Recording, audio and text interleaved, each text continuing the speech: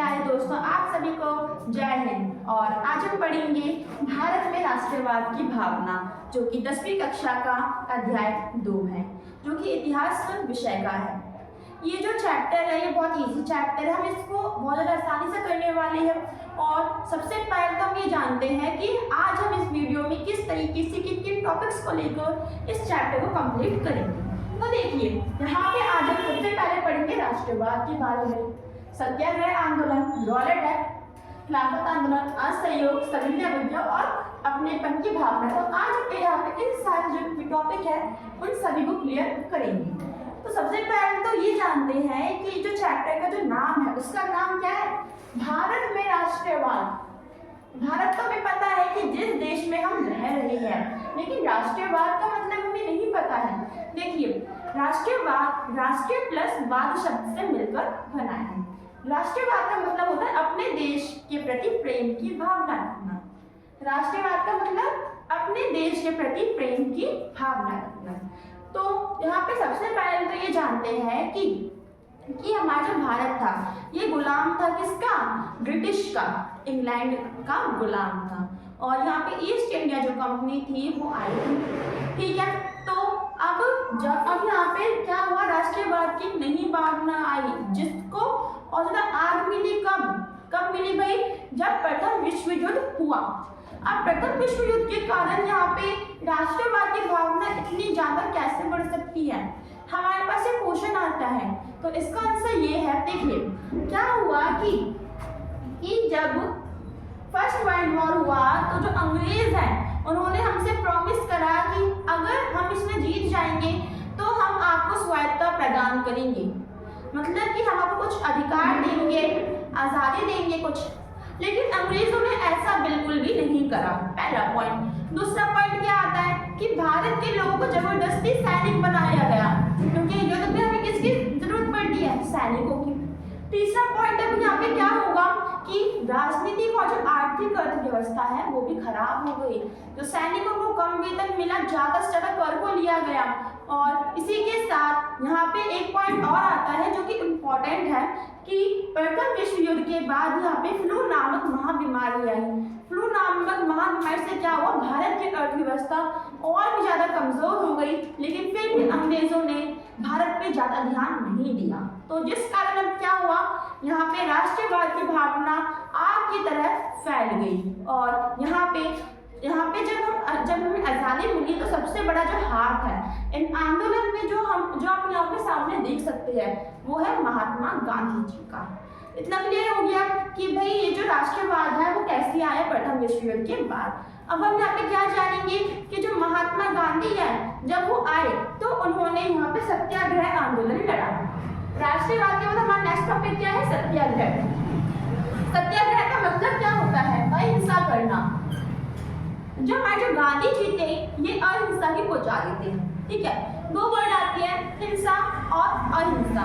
हिंसा का मतलब क्या होगा कि भाई मारपीट करना, मारपीट करके हम अपने देश को आजाद करवाना। अहिंसा मतलब कि शांति से सफेद का तिरंगा दिखलाकर अपने देश को आजाद करवाना। तो इन्होंने अहिंसा का रास्ता अपनाया और उन्होंने यहाँ पे 3 प्रकार के सत्याग्रह आंदोलन करे, चंपारण, खेड़ा, अहमदाबाद। चंपारण, खेड़ा, अहमदाबाद। अब क्या हुआ, सबसे पहले चलते चंपारण में। जो ब्रिटिश जो कंपनी थी उसने क्या करा कि बिहार में चंपारण नामक जगह है तो उसने वहां के किसानों से जबरदस्ती नील की खेती करवाई। नील की खेती से हमारी जो भूमि बहुत ज्यादा खराब हो जाती है, उसकी उर्वरता कम हो जाती है और फिर हम कई सालों तक खेती नहीं कर सकते हैं। तो फिर गांधी जी आए, उन्होंने आंदोलन करा और इस तरह से यहाँ पे नील की खेती रुकी गई। फिर आता है खेड़ा। खेड़ा में क्या हुआ, खेड़ा यहाँ पे जो हमारे गांधी जी आए, किसानों पे कुछ ज्यादा ही कर था, हद से ज्यादा यहाँ पे टैक्स लगा दिया गया था। तो उस कर को कम करने के लिए यहाँ पे गांधी जी ने खेड़ा जो सत्याग्रह है वो करा। ये दोनों जो सत्याग्रह आंदोलन 1917 में हुए। 1918 में अहमदाबाद आंदोलन हुआ। अब गांधी जी अहमदाबाद आए और वो अब वहां पे क्यों आए, सबसे पहला आता है कि जो कपड़ा जो मिल में जो लोग काम करते हैं उनके वेतन के लिए और मजदूरों को स्वायत्तता प्रदान की जाए, उनके ऊपर जो कर है वो कम किया जाए और धन ज़्यादा दिया जाए। अब हम चलते हैं नेक्स्ट टॉपिक पे, वो है रॉलेट एक्ट। हम देखिए जो काला कानून अर्थात रॉलेट एक्ट है क्या, जो 1919 में अंग्रेज लाए थे भारत देश में। क्यों लाए थे? सबसे पहले तो हम ये जानते हैं कि इसमें है क्या। तो इसमें ये है कि अंग्रेज जो लोग हैं वो बस शक के आधार पे भारत के किसी भी नागरिक को गिरफ्तार कर सकते थे। उनके पास प्रूफ हो ना हो उससे कोई फर्क नहीं पड़ता था। शक है मतलब कि अपराधी है और उसे जेल में डाल दिया करते थे। अब यहाँ पे जो अपराधी था उसको ना ही दलील करने का हक था, ना ही अपील करने का, ना ही वो किसी से मिल सकता था, और उसको आजीवन में बहुत ज्यादा जो सालों का जो कारावास था वो होता था। ठीक है, इसी को हम कहते हैं रॉलेट एक्ट। रॉलेट एक्ट का अब ये क्यों लाया गया? ताकि भारत में जो आंदोलन चल रही है, सत्याग्रह हो रहा है, उसको खत्म कर दिया जाए। अब हम आते हैं यहाँ पे खिलाफत आंदोलन जो कि 1917 में आया था। अब देखिए हमने ना यहाँ पे एक बात की थी, हमने यहाँ पे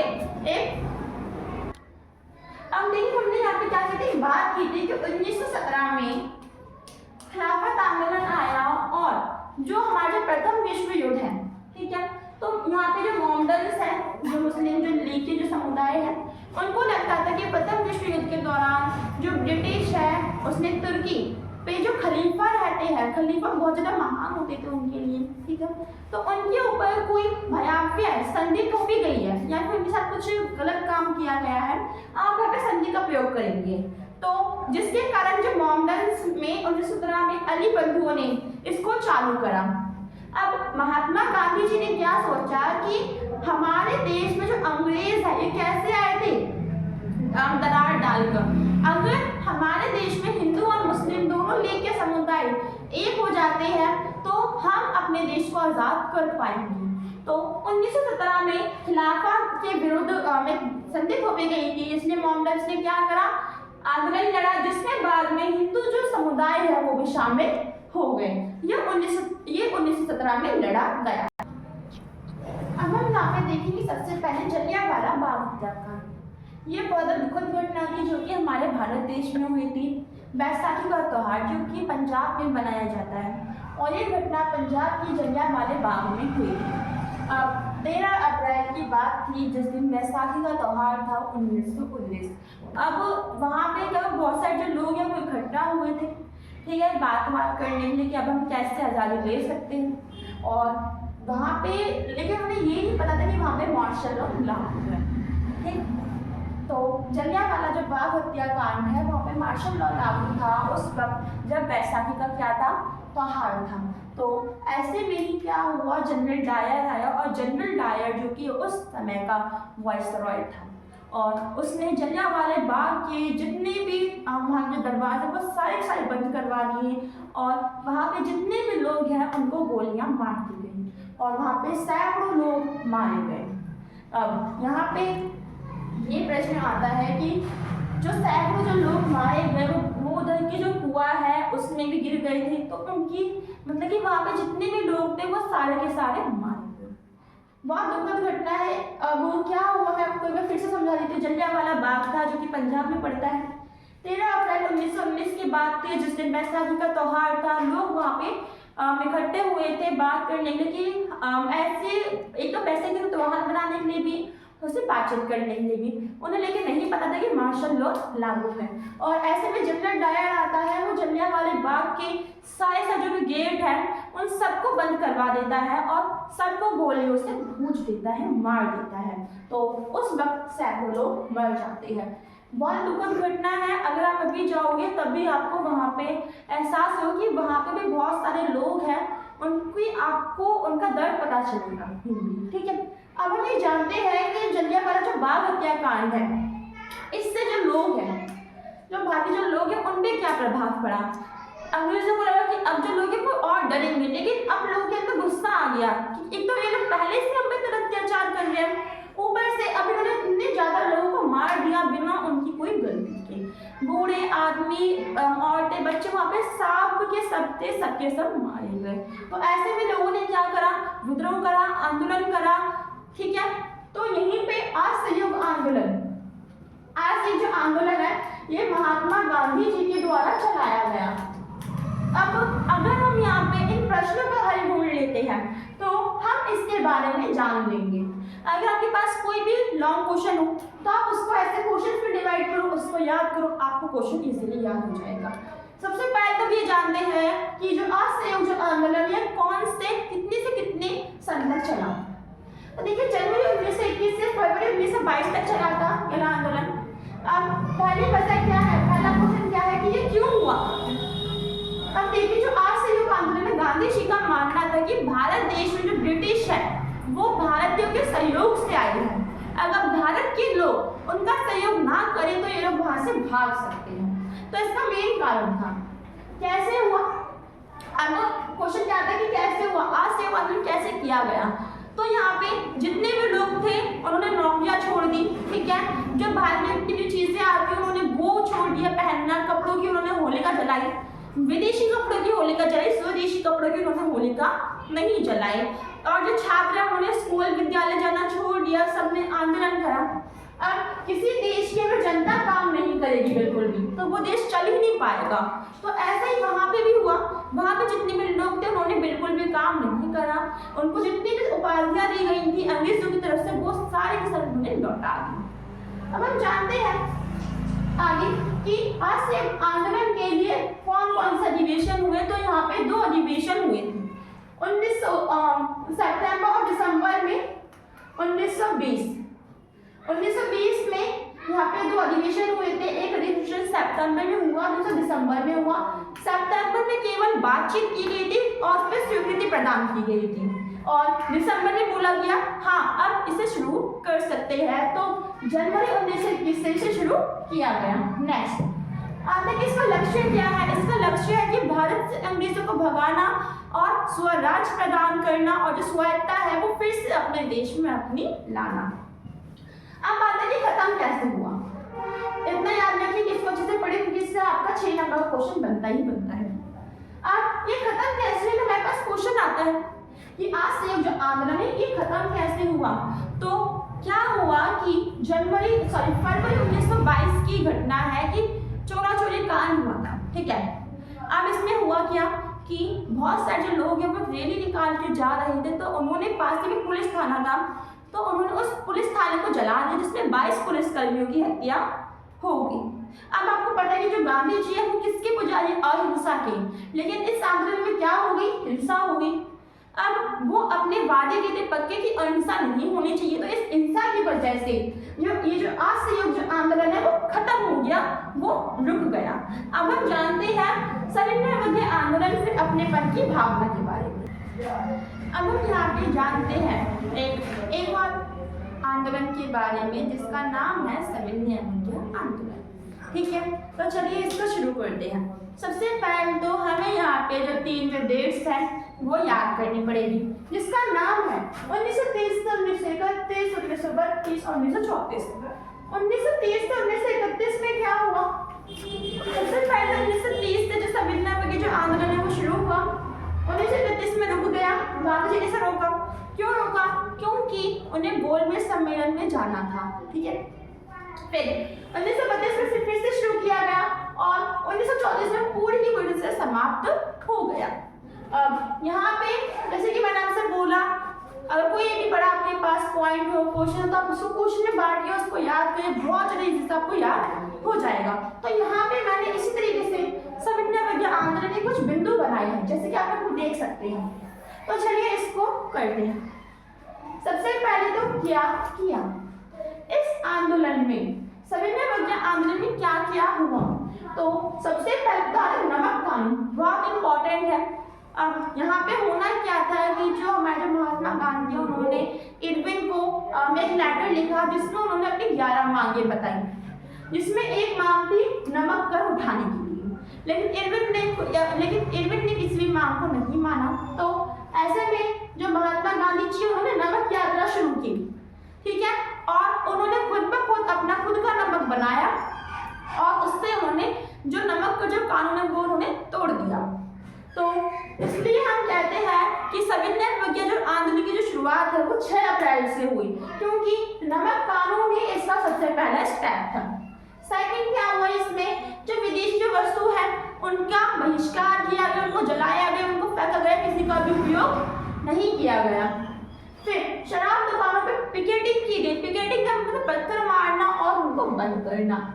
और क्या है, वन कानूनों का उल्लंघन किया गया।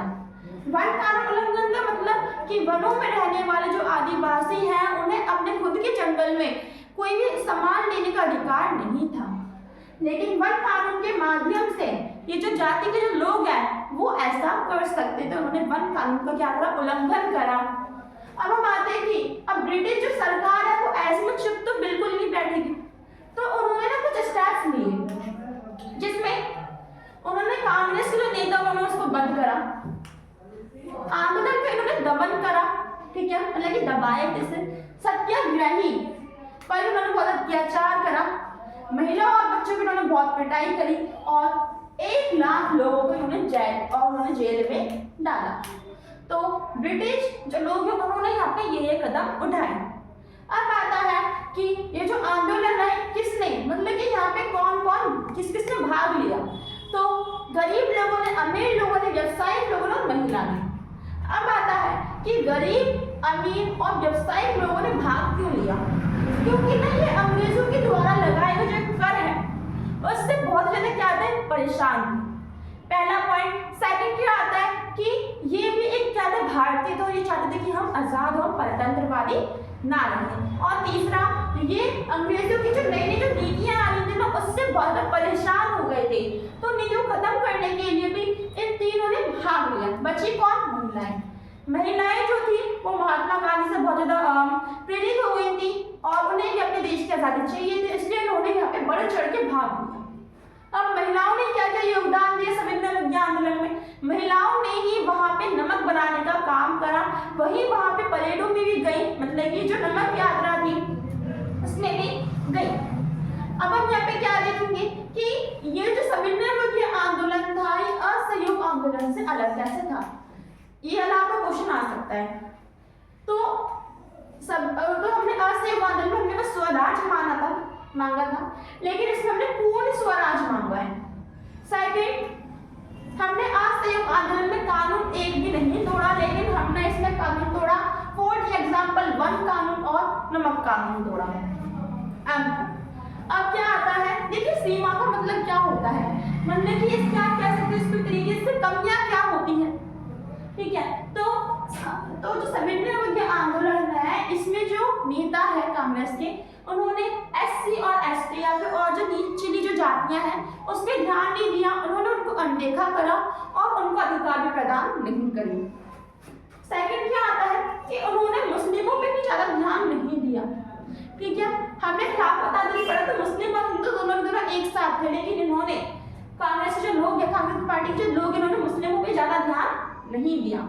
और क्या करा इन्होंने, जो हिंदू धर्म वाले हैं, हिंदू जो धर्म है उसी को महान बताया और उसी को अपना आधार बनाया पार्टी का। तो जिस कारण क्या हुआ, आगे चल के ये कारण भी था जिस कारण हमारे भारत देश का विभाजन हो गया। अब हम यहाँ पे पढ़ते हैं कि भारत में अपनेपन की भावना कैसे आई। अब हम आते हैं कि भारत देश में अपनेपन की भावना कैसे आई। फाइनली अब हमारा जो चैप्टर है वो खत्म हो जाएगा, इसका लास्ट टॉपिक है। तो देखिए अपनेपन की भावना का मतलब ये होता है कि भारत देश में बहुत सारे लोग हैं, तो उनको एक दूसरे से कैसे जोड़ा है। इसमें भारत माता के द्वारा, भारत माता का मतलब ये है कि हमारे देश को, भारत देश को एक माता के रूप में, एक जो स्त्री के रूप में छवि दे देना। सेकंड, इतिहास का पूर्ण व्याख्यान, इतिहास में हुई बहुत सारी घटनाओं को फिर से बताकर, संस्कृति को बताकर एक दूसरे की कि हमारी संस्कृति क्या है, हमारी संस्कृति पश्चिमी अर्थात यूरोप में जो संस्कृति उससे कैसे अलग है।